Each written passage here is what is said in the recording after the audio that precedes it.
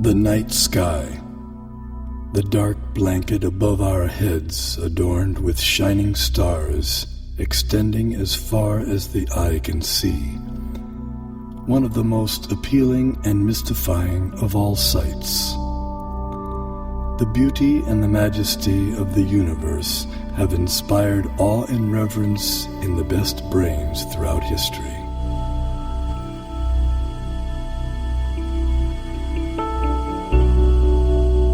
There is a perfect brain behind all the natural physical laws. This most beautiful system of the sun, planets and comets could only proceed from the counsel and dominion of a powerful and intelligent being.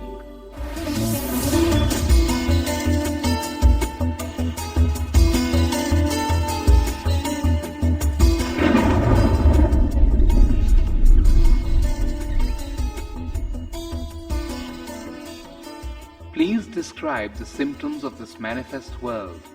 What is its background? How is it created? How is it conserved? And under whose control is all this being done? Many millennia ago, an advanced civilization revealed the mystery of the origin and nature of the cosmos. The term Vedic refers to the civilization of ancient India. Angkor Wat, the world's largest temple complex, with walls nearly 1/2 mile on each side, was built between 1112 and 1150 AD in Cambodia. Astronomy and Vedic cosmology are inseparably entwined at Angkor Wat. The central towers represent Mount Meru, the cosmic axial mountain. The 5 internested rectangular outer walls and moats indicate chains of mountains enclosing the world and the cosmic oceans beyond. Science Journal noted that Angkor Wat had encoded precise calendrical, historical, and cosmological themes into the architectural plan for the temple. As many as 18 astronomical alignments have been identified within its walls. Rarely in history has any culture given rise to a structure that so elaborately and expansively incorporates its concept of the cosmos. Similar integration of cosmology and architecture is seen in the massive Indonesian temple at Borobudur. The temple was laid out using the ancient method of Vastu Purusha Mandala. This square diagram harmonizes architecture with the annual movements of the celestial realm.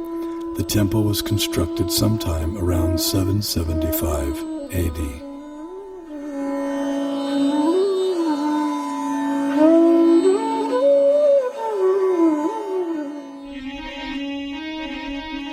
His Divine Grace A.C. Bhaktivedanta Swami, also known as Srila Prabhupada, author of 84 books on Vedic knowledge and founder of the International Society for Krishna Consciousness and the Bhaktivedanta Institute. He desired to erect the world's largest planetarium depicting Vedic cosmology through modern technology. He hoped that this gigantic virtual 3D animated model would give the contemporary world access to the Vedic cosmos.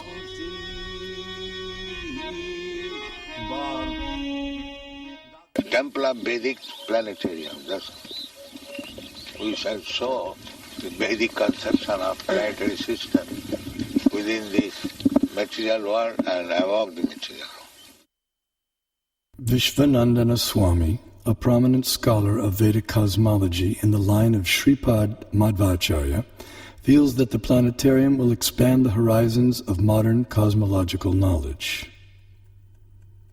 We have a lot of information about this universe in our Vedic and Puranic scriptures. So certainly a person who is interested in exploration, he would get some material for exploration. The planetarium had many different exhibits, so you wanted some exhibits that would create this doubt in science that they don't have the proper explanation, and that the Bhagavatam has a better explanation. In the temple, and that, it would show the Vedic cosmology. And I think later on, he said that even if the scientists don't accept it, we don't care. We just show what's in the Bhagavatam. We don't care whether people accept it or not, but we should just show it. In a letter to Bhakti Swarup Damodar Swami, Srila Prabhupada delineated 4 phenomena to be explained in the planetarium. Explain the passing seasons, the eclipses and the phases of the moon, and the passing of day and night, etc. Then it will be a very powerful propaganda. The literature of that period contains a wealth of cosmological knowledge encoded in Sanskrit, arguably the world's oldest language. This knowledge has the potential to enrich our understanding of the cosmos we live in.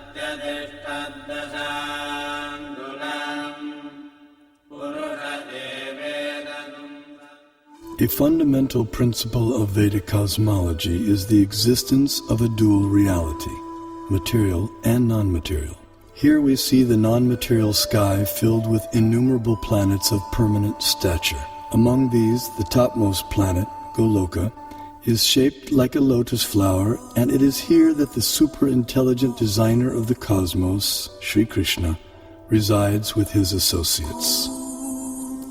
Although knowledge of the non-material realm remains beyond ordinary perception, the Vedic knowledge of the material cosmos has been recognized as extraordinary by many eminent Western thinkers.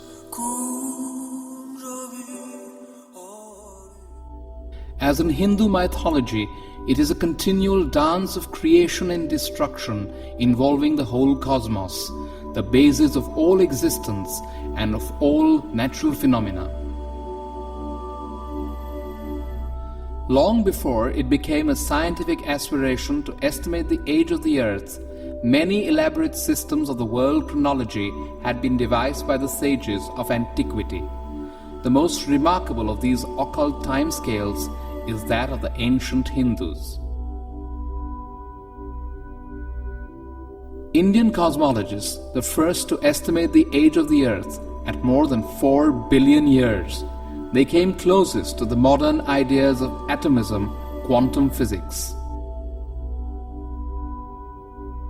To the philosophers of India, however, relativity is no new discovery, just as the concept of light years is no matter for astonishment to people used to thinking of time in millions of kalpas.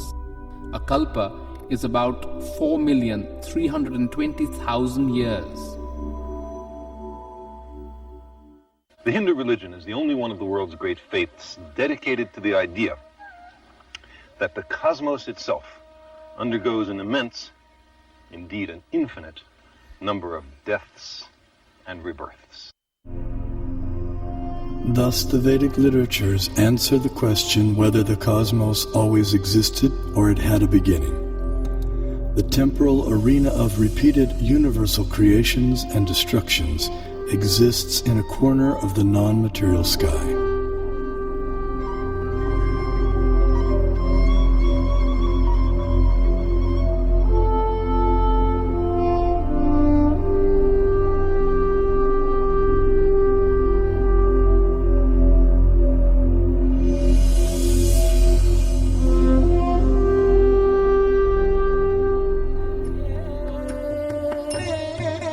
This material nature, which is one of my energies, is working under my direction, O son of Kunti, producing all moving and non-moving beings.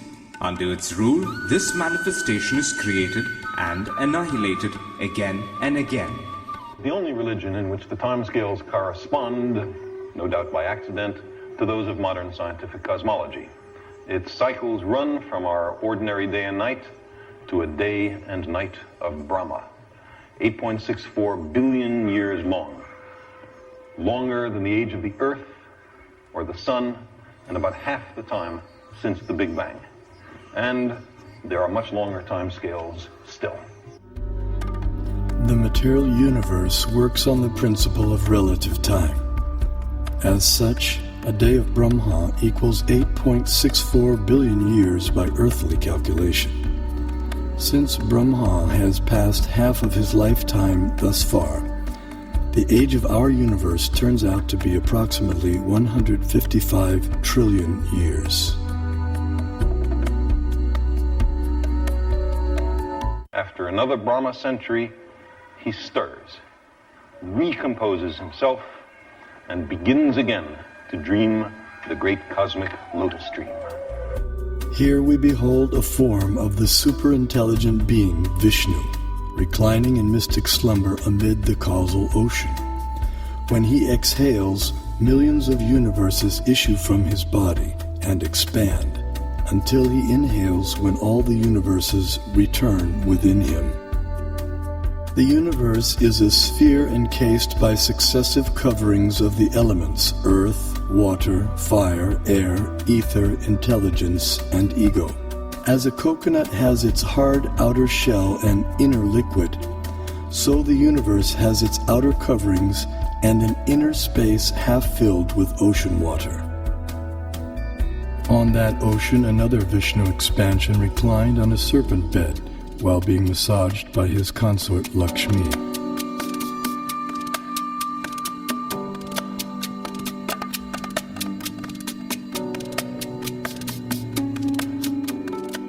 From his navel arose a lotus on which Brahma was born.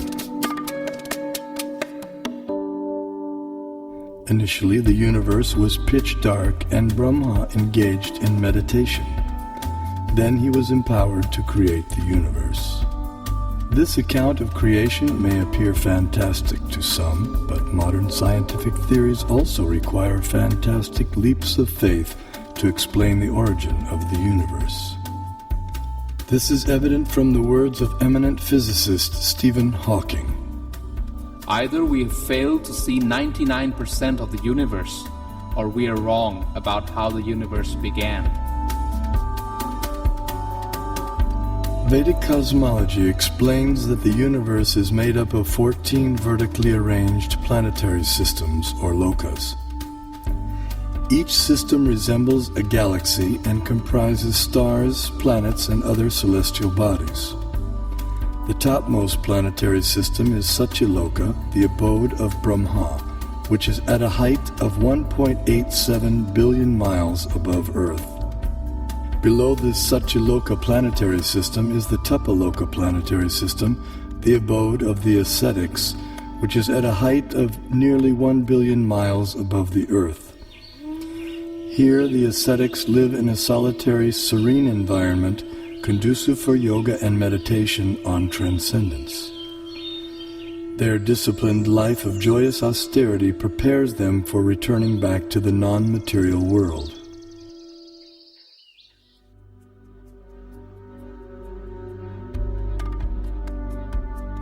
As we move down from Tapaloka, we pass through Maharloka and Janaloka until we reach the Svargaloka planetary system, also known as Heaven. The alignment of heavenly bodies around the pole star was elucidated by Srila Prabhupada in a letter. We can see that at night how the whole planetary system is turning around. And the pole star being the pivot. His planet has its orbit fixed, but the sun is moving up and down, north and south. It is not that we shall accept the theory that the sun is fixed and others are all going around the sun. That is not correct. In talks with leading disciples, Srila Prabhupada compared the revolution of planets and stars to a spectacular rotating chandelier. It's like this chandelier, and so the whole thing is moving. And then he developed this idea of the temple of the Vedic planetarium, and how he'd always go like this, dome, dome. He'd hold his hand like that. And he'd say, and then from the center of the dome, a chandelier, which shows the planets according to the Vedic version. Mm-hmm. Some spectacular kind of chandelier. This planetary system is rotating from east to west, and it is hanging like the chandelier, taking shelter on the pole star. That we can see every night. That the pole star or the North Star remains fixed and does not orbit in the sky is well known to astronomers and sailors alike. Less known is the fact that the pole star rotates powerfully on its own axis. The ancient Vedic text called Matsya Purana explains, "The planets and stars are all attached to the pole star by invisible astral cords of wind called pravaha. The revolution of the pole star causes the orbital motion of other planets and stars." Through meditation, yogic astronomers visualize the planets and stars as different parts of the body of Shishumar, the transcendental dolphin. The pole star, the topmost of the heavenly planets, is like the capital of the middle universe. Here, the third form of Vishnu resides on an ocean of milk. In times of universal disturbances, the demigods headed by Brahma come here to appeal for help. The pole star is also the abode of Dhruva, a pure and exalted devotee of the Lord.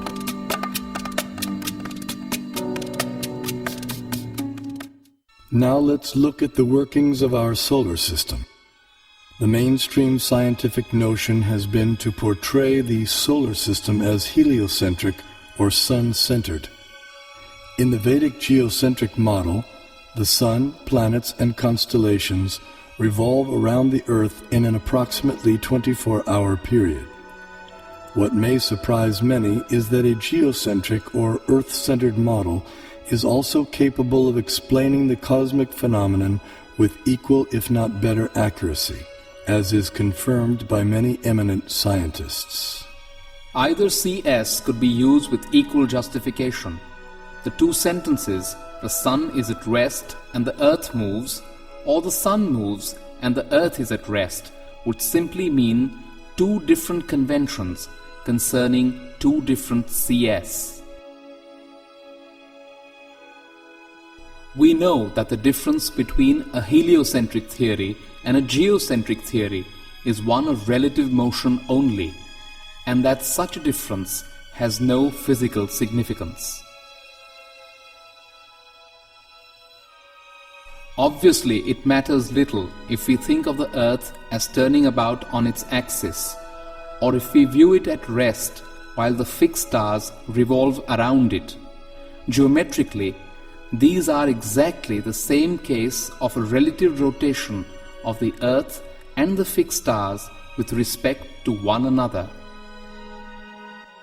Although the heliocentric model has been widely propagated, it has never been proven. There is no planetary observation by which we on Earth can prove that the Earth is moving in an orbit around the Sun. Mathematically, there is nothing wrong in this system because we are observing from the Earth and it is the relative motion that really matters. So if you assume that the Sun goes around the Earth, there is nothing wrong because it's a question of relative motion. The Vedas give amazing information about the Sun. Do you know what energy runs the Sun? Is it nuclear fusion? Is it volcanic energy? The Vedas say it is water. Yes, water. The Sun evaporates water from all over the creation and uses it as fuel, just as lightning uses moisture. Modern science knows that sunlight contains many types of rays, such as ultraviolet, infrared, gamma rays, X-rays, etc. The Vedas describe that sunlight contains 100,000 different types of rays, each possessing specific subtle properties. Just as in a house, electricity regulates coolness, heat, light, sound, etc., so the sun's rays control heat and cold, day and night, summer and winter, darkness and light throughout the universe. The Vedic geocentric model explains how the Sun moves around the pole star, situated vertically above Earth's North Pole. As the Sun goes around the Earth globe, we experience day and night.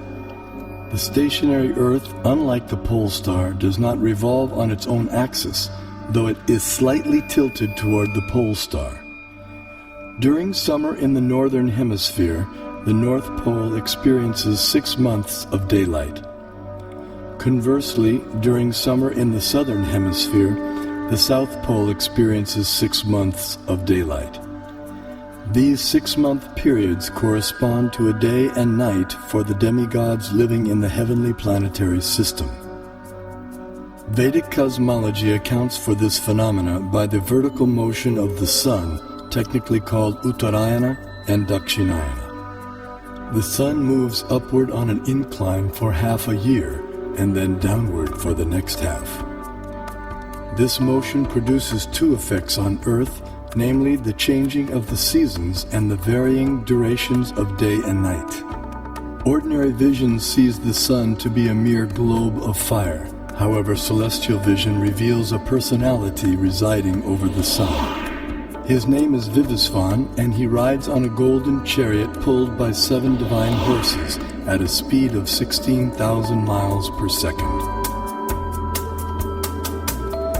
The chariot has one wheel which moves on celestial Manasottara mountain.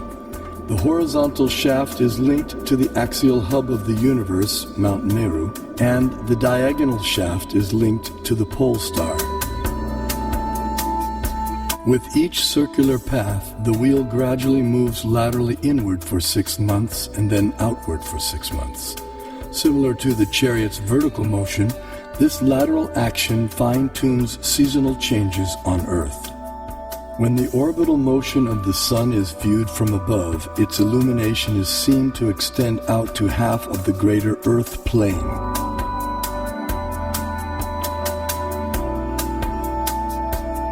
During its orbit, the sun passes over the 4 cities situated in the 4 cardinal directions. The city over which the sun is passing experiences noon, and the city in the opposite direction experiences midnight. The 2 other cities experience sunrise and sunset.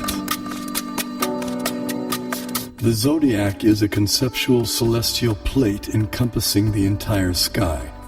Like the face of a clock, the Zodiac is divided into 12 divisions of 30 degrees each, called signs of the Zodiac, or Rashis.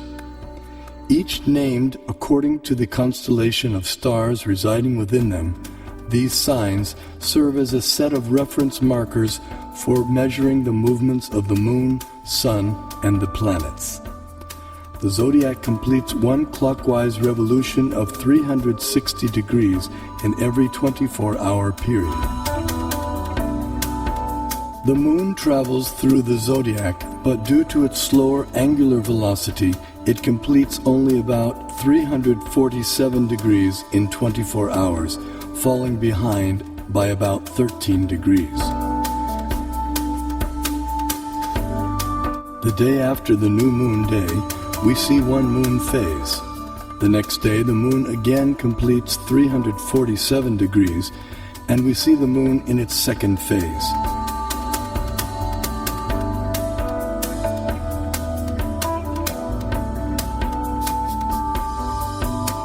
In this way, the moon appears to travel in the opposite direction through the Zodiac. This is also called retrograde motion. Thus, the phases of the moon increase each day for 15 days until the full moon. Then the moon's phases decrease gradually by 1 phase each day until the dark moon night. The Srimad Bhagavatam describes the vertical positions of the planetary orbits. First above the Earth plane is the Sun at a height of 0.8 million miles. Next higher comes the Moon at 1.6 million miles, followed by the Nakshatras, 28 stars, at twice the height, then Venus, Mercury, Mars, Jupiter, Saturn, Saptarishi constellation, and then finally the pole star at a height of 30.4 million miles. Although the Sun is 0.8 million miles above the Earth plane, its horizontal distance from the Earth is much greater. Although varying with the seasons, the mean Earth-Sun distance works out to be approximately 100 million miles. 80,000 miles below the Sun is a dark or invisible planet named Rahu. When this planet comes between Earth and the Sun on the new moon day, or Amavasya, while the moon is in the same conjunction or straight line, a solar eclipse takes place. The eclipse is full for those on Earth who are situated in line with the conjunction, while others may see it partially. Similarly, when Rahu comes between the Earth and the Moon on the full moon day, or Purnima, while the Sun is in the same conjunction, a lunar eclipse takes place. This is seen by anyone on Earth who can see the Moon. The eclipse is either full or partial depending on the movement of Rahu.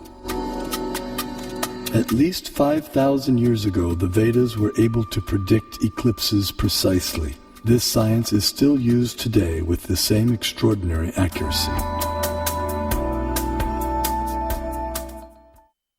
Science is defined as systematized knowledge of things around us.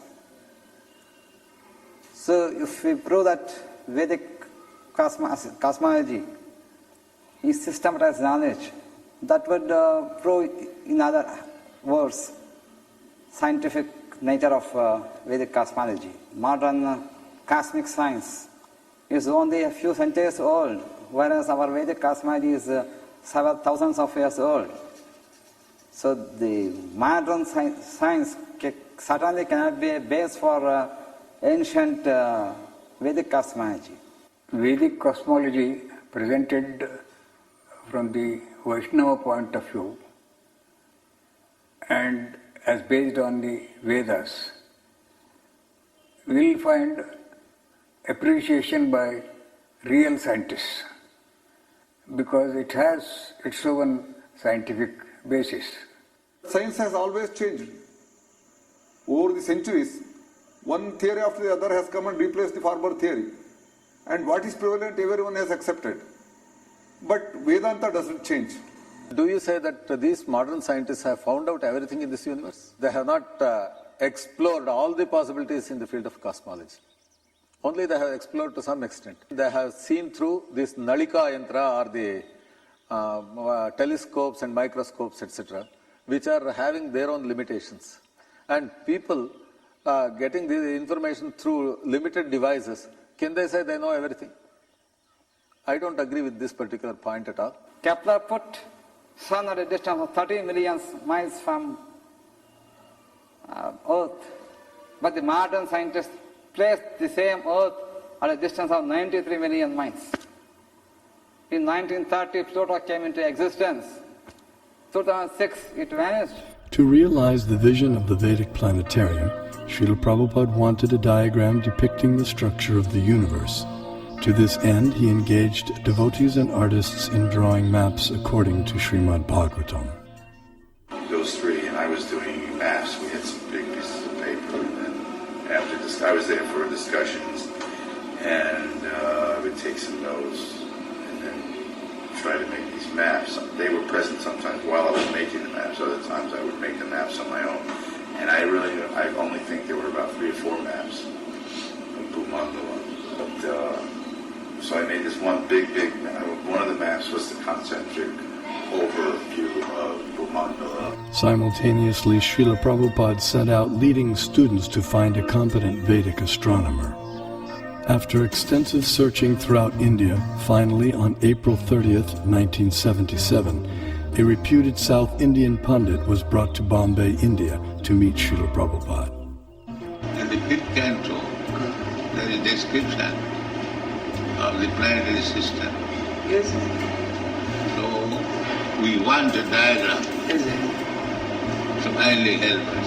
This planetary system is hanging. Yes. Urdhva Dosaka. The same thing is explained in the Srimad Bhagavatam. But how it is hanging and where at different situation of the planets and Platos and kings. So as far as the book is concerned, kindly make a diagram so that we shall exhibit. Because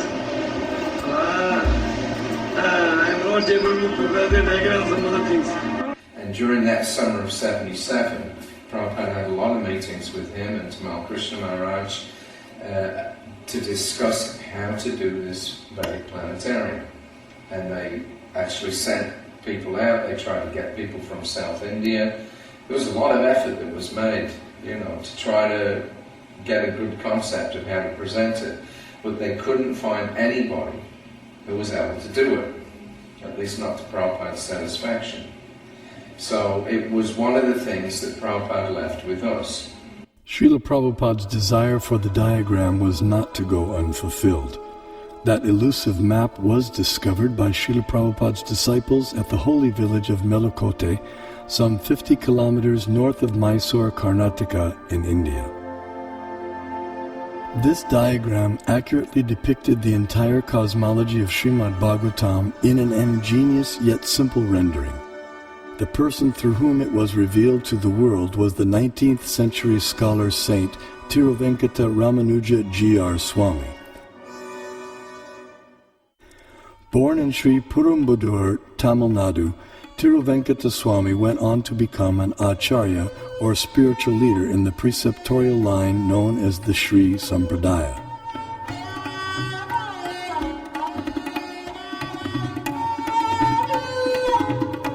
He spent several years of his life in Melakote, which 900 years earlier had been the residence place of Sripad Ramanujacharya, the most prominent acharya of the Sri Sampradaya.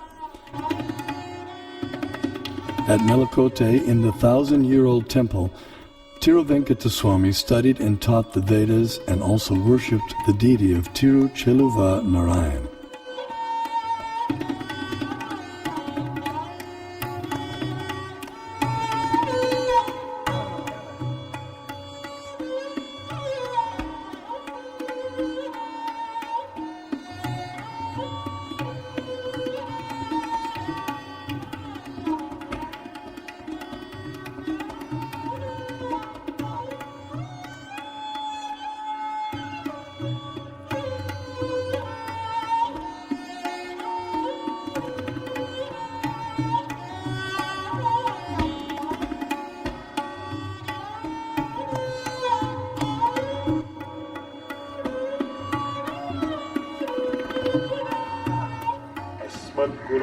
भगवतोऽस्य दयैकसिन्धोः रामानुजस्य चरणौ शरणं प्रपद्ये. One day, while studying the Mahabharata, a 5,000-year-old epic of ancient India, he came across some intriguing verses.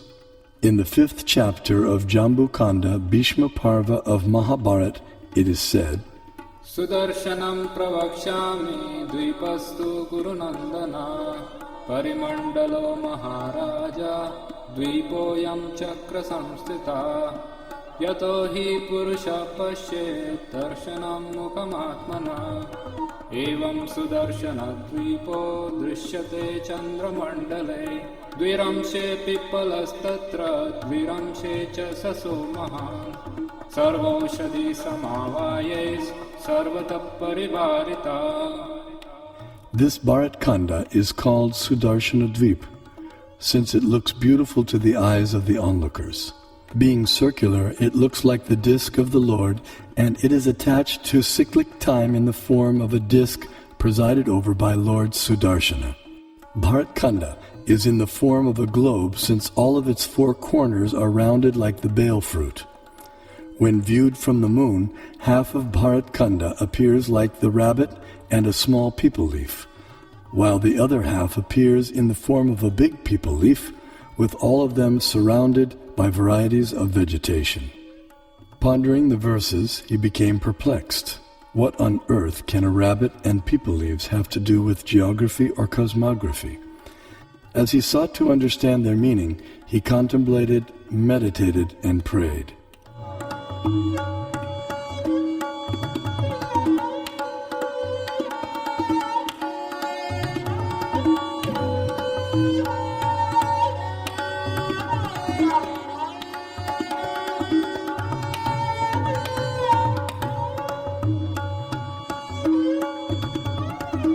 Finally, by divine inspiration, He sketched a drawing of the rabbit and the people leaves, but still remained mystified about their connection with the Earth's geography.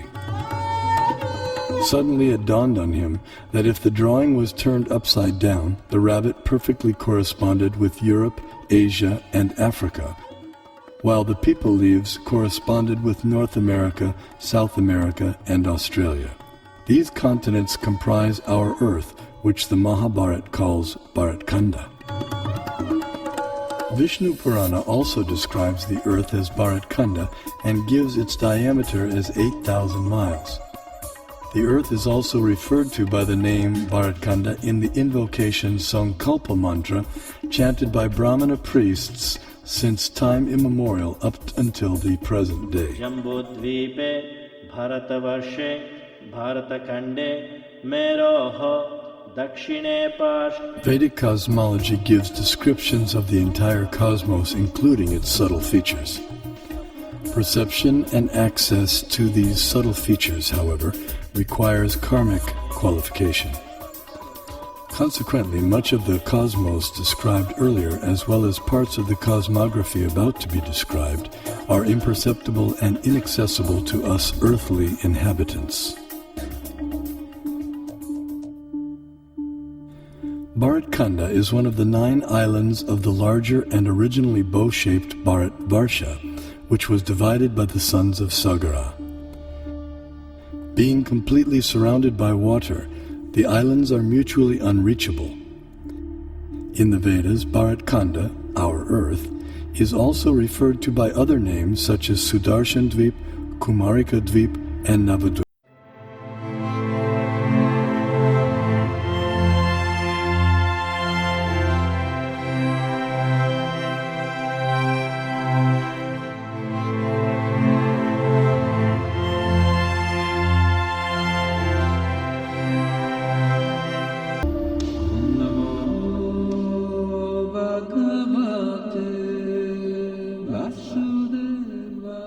In Bharatvarsha, the famous mountains known as the Himalayas are tall and immovable.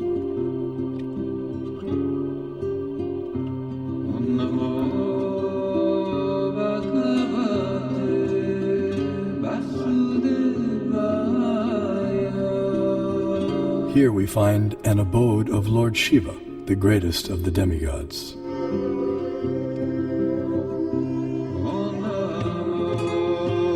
In the center of Jambudvip stands the most extraordinary divine golden mountain called Meru.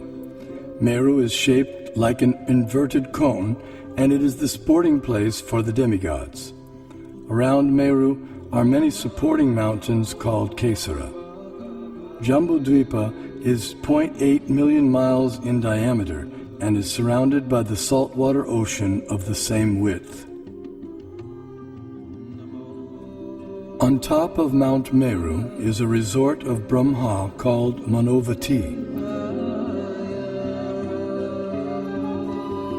The famous celestial river Ganges descends to the center of Manavati and then flows out into 4 directions. Surrounding Manavati in the 8 directions are the resort cities of the chief demigods. One of these cities is Amaravati, the resort of Indra, king of heaven. King Indra lives here in majestic opulence, attended to by musicians, dancers, and reciters. This is what you call as Brahmasagana, the place of the palace. Knowledge of Meru and the cosmography of the greater Earth has been preserved and taught carefully by learned scholars in the preceptorial line known as the Madhva Sampradaya.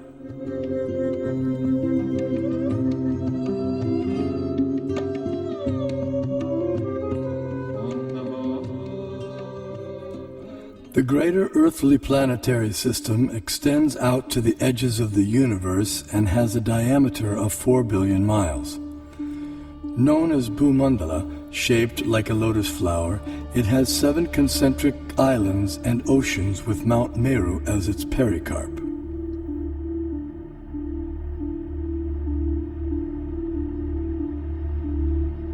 The 7 oceans respectively contain salt water, sugarcane juice, liquor, clarified butter, milk, emulsified yogurt, and sweet drinking water. Sometimes Vedic cosmology is misconstrued as portraying the Earth to be a flat disk. This flat Earth misconception arises partly due to our inability to understand Vedic nomenclature. A single object may be referred to by several names, and a single name may refer to several objects. For example, the term Earth may be used to describe at least 6 different aspects of cosmology. The Earth we live on is indeed a globe as explained by the Sanskrit word parimandale, meaning spherical, used in the Mahabharata text. The flat disk refers to the greater earthly planetary system of Bhumandala. 4 elephants of inestimable size are placed at the 4 directions for balancing the greater Earth. Below the earthly planetary system are 7 subterranean realms named Atala, Vitala, Sutala, Talatala, Mahatala, Rasatala, and Patala, which do not receive sunlight and which are inhabited primarily by demoniac living entities. To reach the first one must go 80,000 miles downward through underground tunnels. At successive depths of 80,000 miles are the remaining 6 netherworlds, all of which are fully developed underground civilizations. In the 4th level downward, Talatala Loka, lives the magical architect Maya Danava, who has designed many brilliantly decorated cities where proud materialists reside. Below the netherworlds are the 28 hellish planetary systems. The demigod of justice, Yamaraj, judges the unrighteous human beings after their deaths and sends them to one of these planets. There, errant souls are administered appropriate punitive measures corresponding to their misdeeds.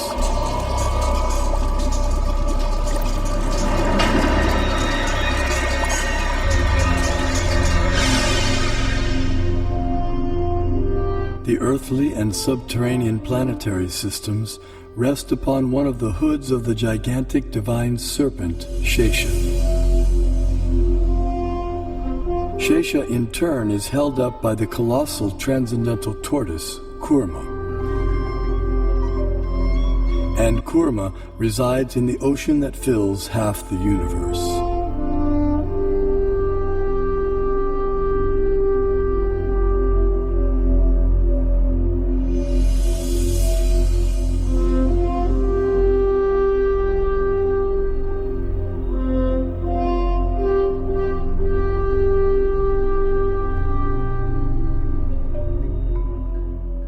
We had the great stalwarts in Kerala, like Madhava, who gave infinite series formulae for sine, cosine, pi, nearly 2 centuries before Newton was born to teach calculus to the world. Albert Einstein also recognized the contribution of Vedic mathematics to science. We owe a lot to the Indians who taught us how to count, without which no worthwhile discovery could have been made. Vedic cosmological knowledge is revealed in 2 primary texts, namely